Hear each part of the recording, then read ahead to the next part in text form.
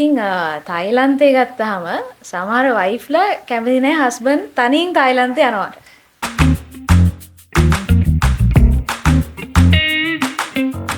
ඒත් තියනවා. ඔව්. අපේ වයිෆ්ලන් ප්‍රශ්නයක් නැහැ.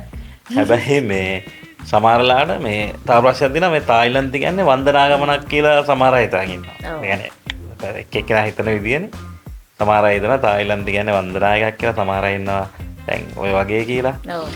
දැන් තායිලන්තේ කිව්වහම අර ලංකාව ඇතුලේ ප්‍රධානම මේ දැන් මාකට් එක හැදිලා තියෙන්නේ බැංකොක් පතායා කියන නගර දෙක. මුලින්ම බැංකොක් තිබුණා. දැන් කොවිඩ් වලින් පස්සේ පතායා දෙකිට්ටු වෙලා දැන් බැංකොක් පතායා කියන ටුවර් එක තමයි සාමාන්‍යයෙන් යන්නේ. හැබැයි මේ තායිලන්තේ ගත්තාම ලොකු රටක්. ඒ කියන්නේ ලංකාව වගේ 8 ගුණයටත් වඩා වැඩි. 8 ගුණයකට වඩා වැඩි ලොකු රටක්.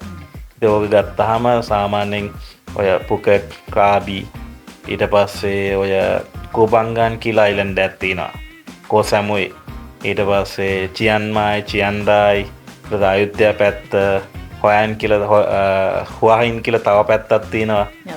ඒක ඉතින් ඒ වගේ ගොඩාක් ලොකු ඒරියා එකක් තමයි තායිලන්තේ කියන්නේ. තායිලන්තේ කියලා තියෙනවා බලන්න. ගොඩාක් දේවල් බලන්න තියෙනවා. ඉතින් සාමාන්‍යයෙන් හිතන්නකෝ අපි ටෝ එකක් කරෝතින් වෙන පැත්තක් කරලා බැංකොක් නැතුව ඒකට එතකොට සෙන ගහනවා මේ ඔයගොල්ලන් බැංකොක් යන්නේ නැද්ද කියලා.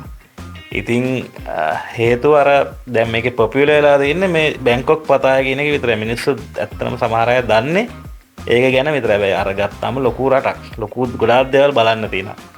ඉතින් ඒක තමයි ඔය සමහර අය දන්නේ අර ඔයා කිව්වාගේ වයිෆ්ලා හිතනවා හස්බන්ඩ්ලා තනියෙන් යන්න ඕනේ නැති රටක් තමයි බැංකොක් කියන්නේ. ඉතින් එහෙම ගන්න නැහැ.